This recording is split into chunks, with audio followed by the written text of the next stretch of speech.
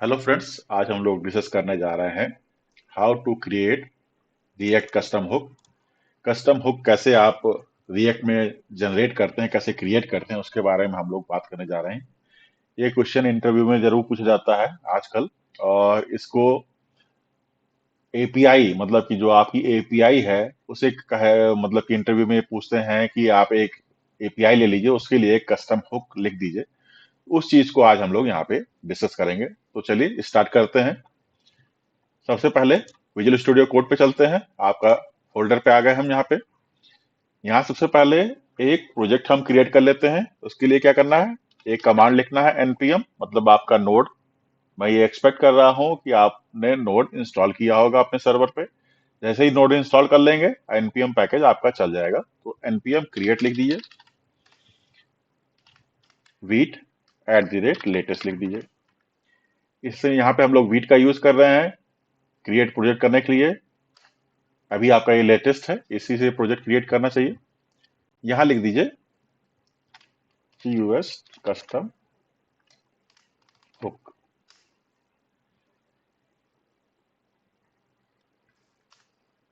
यहाँ पे आप इसको सेलेक्ट कर लीजिए रिएक्ट पे, और इसको सेलेक्ट कर लीजिए एरो से होगा जावा स्क्रिप्ट पे। इसमें आ गया है नीचे आपके तीन यहाँ पे बता दिए हैं कि आपको करना क्या है। सबसे पहले क्या करना है, CD कस्टम हुक, इस पे चले जाइए। फिर लिखा है npm इंस्टॉल के बारे में। तो जितने भी पैकेज आपके हैं कस्टम हुक में, उसको देख लीजिए। इसको पहले हम लोग पहले इंस्टॉल कर लेते हैं, उसके बाद बताते हैं इसमें क्या करना है। इंस्टॉल लिख लीजिए, npm इंस्टॉल। ये हल्का सा टाइम लेगा आपका।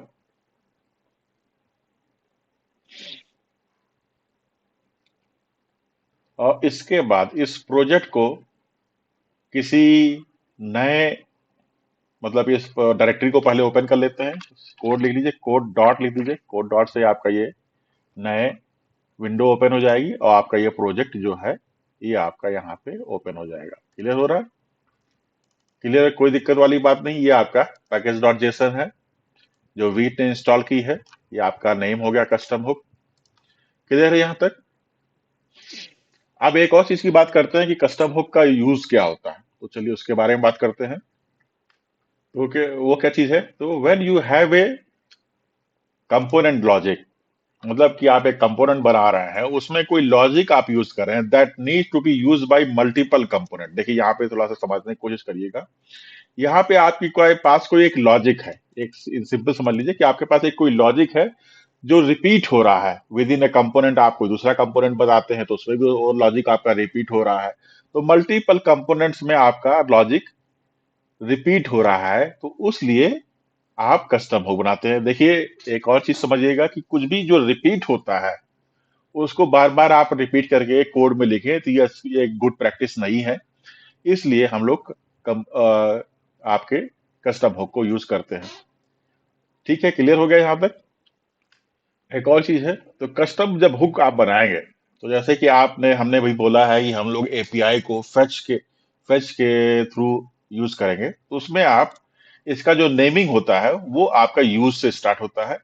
और जैसे कि आप में फेच बनाना है तो आप उसके आगे फेच का यूज कर सकते हैं। तो custom hooks start with the use, use से जैसे कि आपका यूज हो गया। और उसके बाद आपका जो लॉजिक है, जैसे कि हमारा फेच है, एक ही एपीआई को कॉल करना है, तो उसके लिए हम लोग फेच का यूज करेंगे। तो चलिए कोड पे चलते हैं और स्टार्ट करते हैं। तो ये आपका हो गया app.js। इसमें से हम लोग इसको रिमूव कर देते हैं। ये आप पूरा रिमूव कर दीजिए और इसको स्टार्ट कर देते हैं प्रोजेक्ट को। तो यहाँ एक टर्मिनल ओपन कर लीजिए। आप यहाँ पे टर्मिनल में जाके न्यू टर्मिनल, ये आपका दिखा देगा कि आप किस डायरेक्टरी में है। देन लिख लीजिए npm रन डेव। ऐसा क्यों लिख रहा है ये भी मैं बता देता हूँ आपको। देखिए डेव में यहाँ पे आपने वीट के थ्रू प्रोजेक्ट को स्टार्ट कर रहे हैं, तो इस स्क्रिप्ट को स्टार्ट करने के लिए आप npm, सॉरी यहाँ गलत लिख दिया आपने, सॉरी, यहाँ पे आप npm यूज करिए, npm रन डेव। और देखिए जैसे आप इसको रन करेंगे, तो मैंने बताया कि आपका ये डेव है। डेव में वीट को स्टार्ट करना है जिससे कि आपका प्रोजेक्ट स्टार्ट होगा। तो उसके लिए आप कमांड यूज करेंगे npm run dev को, इस पे आप क्लिक कर दीजिए। ये आपका ओपन कर लेते हैं इसको नए ब्राउजर में। देखिए आपका वीडियो आपका ओपन हो गया। क्लियर हो रहा है? तो आपका ये प्रोजेक्ट देखिए यहाँ पे हमने शायद इस फाइल को सेव नहीं किया है app.js को, JSS को, इसको सेव कर देते हैं। तो अब क्या होगा, ये आपका ब्लैंक पेज हो जाएगा। क्लियर हो रहा है?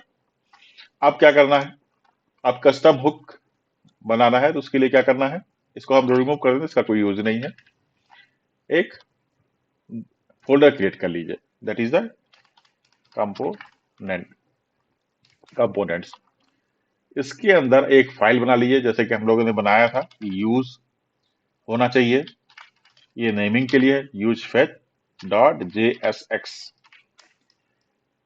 अब इसमें एक यूज कर लीजिए आप, सबसे पहले प्रेस कर दीजिए RC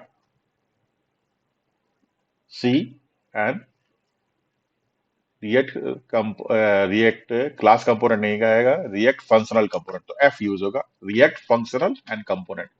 जैसे ही आप RFC लिखेंगे तो ये आपका एक कोड स्निपेट दे देगा आपके कंपोनेंट के लिए। क्लियर हो रहा? कोई दिक्कत वाली बात नहीं यहाँ तक। अब इसमें दो चीजें आप इंपोर्ट कर लीजिए। फर्स्ट लीजिए use state and use effect. ये दो चीजें क्यों हो रही हैं? क्योंकि हमको स्टेट भी मैनेज करनी है और हमको लाइफ साइकिल मेथड्स भी यूज करने हैं, इसलिए हम इसको यहाँ पे यूज कर रहे हैं। अब चलिए एक और चीज चेक करते हैं। अब एक चीज है कि हमें एक डमी एपीआई चाहिए। तो डमी एपीआई के लिए क्या करेंगे, तो पहले सर्च कर लीजिए यहाँ पे dummy API for table data लिख लीजिए। डमी जेसन आ गया, इस पे क्लिक कर दीजिए। व्यू गिटहब पे, क्योंकि यहाँ पे गिटहब पे आपकी सारी एपीआई लिस्टेड है। प्रोडक्ट्स को उठा लीजिए, ये आपके 100 प्रोडक्ट्स हैं जो कि आपके एरे ऑफ दी ऑब्जेक्ट्स में, देखिए यहाँ से एरे स्टार्ट हो रहा है, यहाँ आपका ऑब्जेक्ट है, तो यहाँ से इस डमी एपीआई को आप कॉपी कर लीजिए।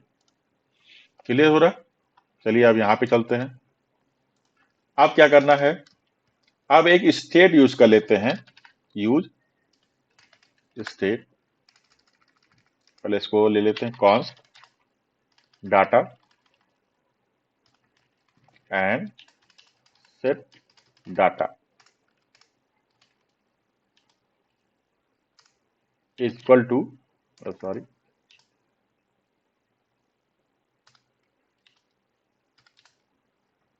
यूज स्टेट एंड इसका जो डिफॉल्ट वैल्यू है that is the empty array. Clear?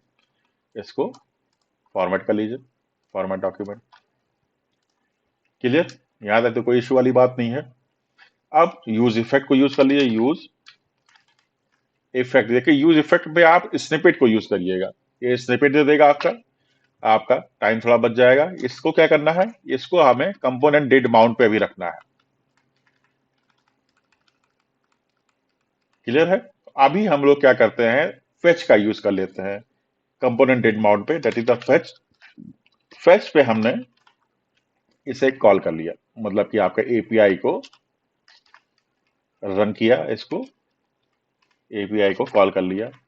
API से जो आपका रिस्पांस आता है देन में आएगा, जो आपका देन यूज कर लीजिए। इसमें एक कॉल बैक फंक्शन यूज होगा। ध्यान दीजिएगा जो मैं वर्ड्स बोल रहा हूं, ये आपका कॉल बैक फंक्शन रहेगा। इसमें जो आप जैसे ही एपीआई कॉल करेंगे, जो उसका रिस्पांस है वो यहाँ पे आ जाएगा। यहाँ पे रिस्पांस लिख दीजिए। अब इस रिस्पांस को आप रिटर्न कर दीजिए, रिटर्न कर दीजिए। रिस्पांस रिस्पांस हो गया, इसको जेसन में कन्वर्ट कर दीजिए। इसके लिए आप जेसन के फंक्शन को यूज कर लीजिए। और ये रिटर्न हुआ है, इसे कहाँ कैप्चर करेंगे, इसको आप प्रॉमिस चेनिंग के थ्रू यहाँ पे कैप्चर करेंगे। यहाँ पे आपका आ गया। फिर एक कॉल बैक फंक्शन ले लीजिए और यहाँ पे इस कॉल बैक फंक्शन में लिख लीजिए जेसन डाटा। अब जेसन डाटा को हम लोग कंसोल करा लेते हैं, देखते हैं उसमें क्या आ रहा है।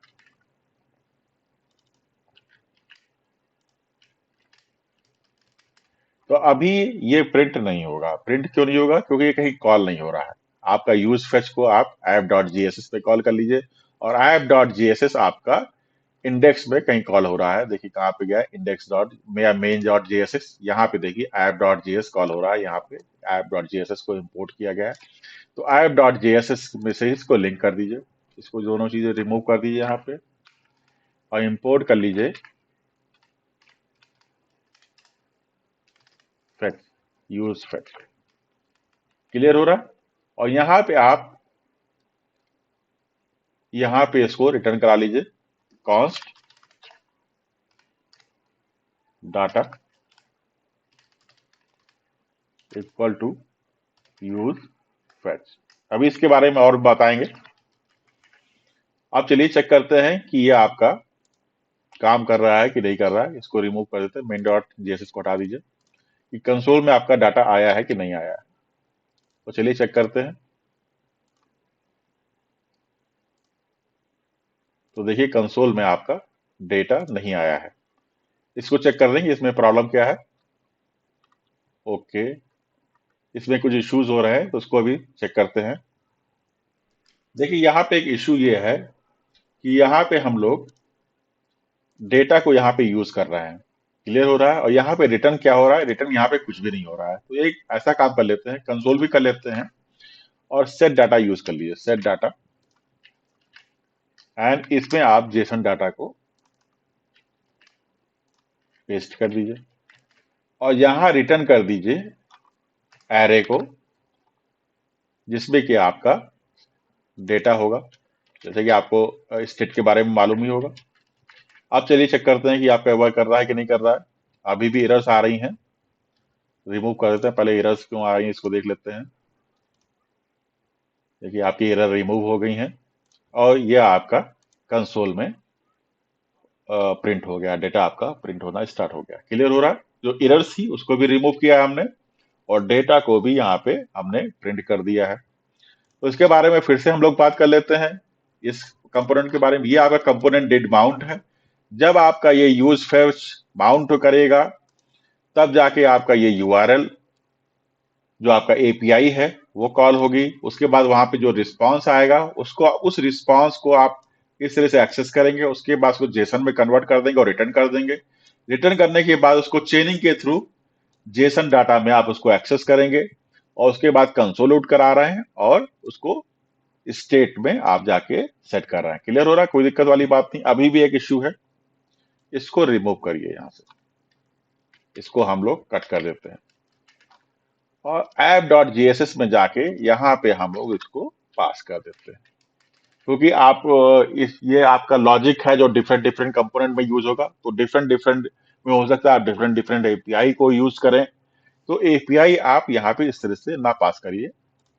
इसको पास करने का तरीका ये है कि आपने यहाँ पे इसको पास किया, यूआरएल में इसको यहाँ पे एक्सेस किया और इस यूआरएल को या एपीआई लिख दीजिए, एपीआई, एपीआई को आपने यहाँ पे एक्सेस कर लिया। अब चलिए चेक करते हैं कि आपका वैल्यूज आ रही है कि नहीं आ रही है। इसको रिफ्रेश कर दीजिए तो देखिए आपका एपीआईज नहीं आ रही है, कोई एरर है इसमें। ये कुछ वार्निंग दे रहा है, देखते हैं इसमें एरर क्या है। इसमें एरर ये है कि हमने यहाँ यूज इफेक्ट में दे दिया है, जबकि ये यूज इफेक्ट में नहीं आएगा, ये आपका आएगा यूज फेच में आएगा। क्लियर हो रहा है? यहाँ पे ये इशू था, देखते हैं अब क्या होता है। तो देखिए आपका ये आ गया, ठीक है, क्लियर हो रहा है। तो यहाँ पे हम लोगों ने मिस्टेक किया हुआ था, यूज इफेक्ट में इसको पास कर दिया था, जबकि ऐसा नहीं होगा, ये आपका यूज फेच में आएगा। और यूज फेच आप जब देख रहे हैं, सॉरी इसको यहाँ क्लोज कर दीजिए, ये यूज फेच यहाँ पे कॉल हो रहा है, उसके अंदर आपने एपीआई को पास किया होगा। क्लियर हो गया? तो आपके पास ये डेटा आ गया। अब यहाँ पे डेटा आ गया, लेकिन डाटा को आपको कुछ कन्वर्ट करना है। डाटा में क्या है, देखिए ये आपका एरे ऑफ दी ऑब्जेक्ट नहीं है, ये ऑब्जेक्ट है। पहले आपका ये ऑब्जेक्ट आ रहा है, उसके अंदर ये प्रोड्यूस करके एरे ऑफ दी ऑब्जेक्ट है। क्लियर हो रहा है? ये आपका पूरा यहाँ पे देखिए, ये आपका दिखा रहा है ऑब्जेक्ट और ये आपका दिखा रहा है एरे। क्लियर हो रहा है? हमने इसको हाईलाइट किया हुआ है। तो इस प्रोडक्ट को हमें उठाना है, इसको सेट करना है। तो आप क्या करेंगे, तो यहाँ पे भी आप यूज इफेक्ट का यूज कर लीजिए, यूज इट इफेक्ट। डाटा को हमें कन्वर्ट करना है, थोड़ा सा हल्का सा कॉम्प्लिकेटेड हो रहा है, लेकिन समझ लीजिए इसको। या फिर कहिए हम दूसरी एपीआई को यूज कर ले जहां पे इसे कन्वर्ट ना करना पड़े। लेकिन आप इसको भी देख लीजिए, यूज इफेक्ट स्निपेट लीज कर लीजिए, और इसमें क्या करिए, आप ले लीजिए, एक बना लीजिए आप प्रोडक्ट का state, products and the set set products equal to use state, और उसमें आप दे दीजिए एम्प्टी एरे। अब आइए, जब आपका यहाँ पे डेटा फेच होके आ रहा है, ठीक है, इसको थोड़ा ऊपर कर देते हैं, आपने डेटा आ रहा है, इस डेटा को आप यहाँ से यहाँ पे पास कर दीजिए। तो जब भी डाटा में कोई चेंज होगा तो ये आपका फंक्शन कॉल हो जाएगा, यूज इफेक्ट। क्लियर हो रहा है? डिपेंडेंसी क्या है, ए कंपोनेंट विल अपडेट है, डिड अपडेट है, मतलब कि जैसे ही आपका डाटा चेंज होगा ये फंक्शन आपका कॉल हो जाएगा। अब क्या करना है, सेट प्रोडक्ट्स कर लीजिए, और सेट प्रोडक्ट्स करने के बाद जो आपका ये डेटा आ रहा है इसको ले लीजिए, और इसमें से आपको ये ऑब्जेक्ट है प्रोडक्ट्स उठा लीजिए।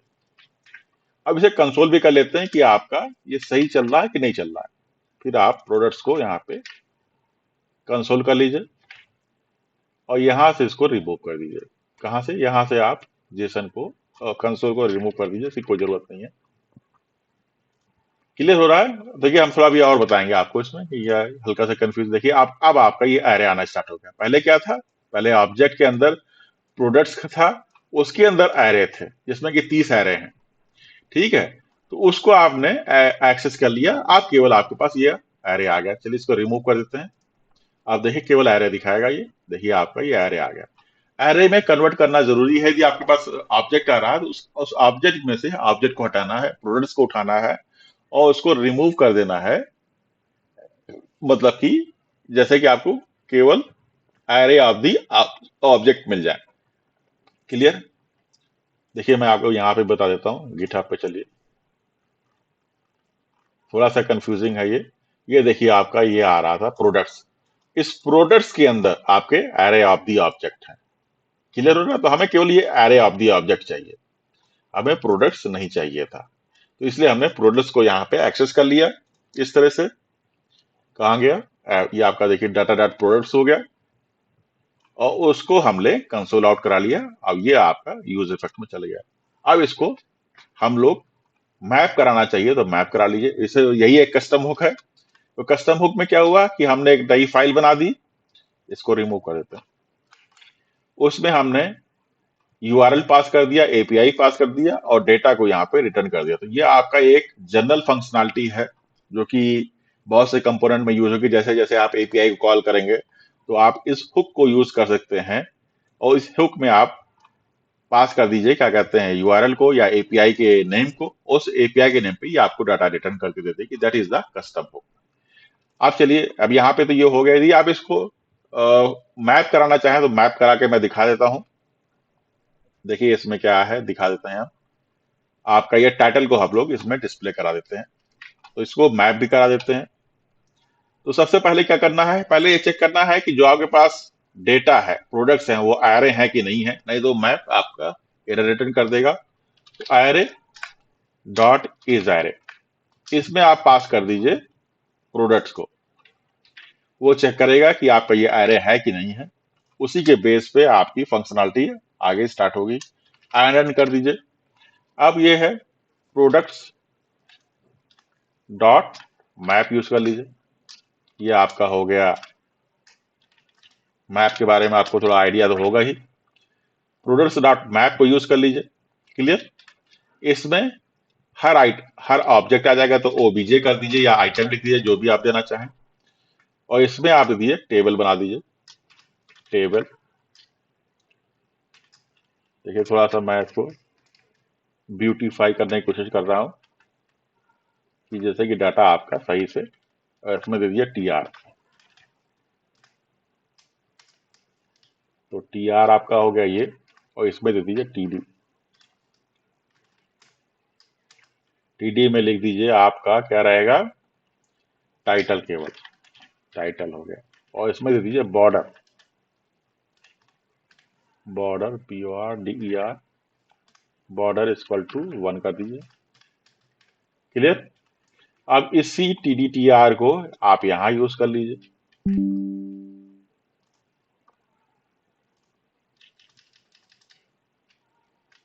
ठीक है, TR आपका आ गया। अब यहां पे आप टाइटल को यूज कर लीजिए। तो ऑब्जेक्ट डॉट टाइटल।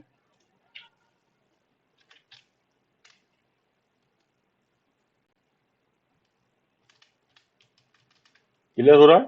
मैं अब ज्यादा इसको डिस्क्राइब नहीं कर रहा हूं। यदि आपको डिस्क्रिप्शन चाहिए और तो आप कमेंट आउट करिए और उसको फिर हम डिस्क्राइब करेंगे। अभी इसको थोड़ा रैप अप करने की कोशिश कर रहा हूं मैं।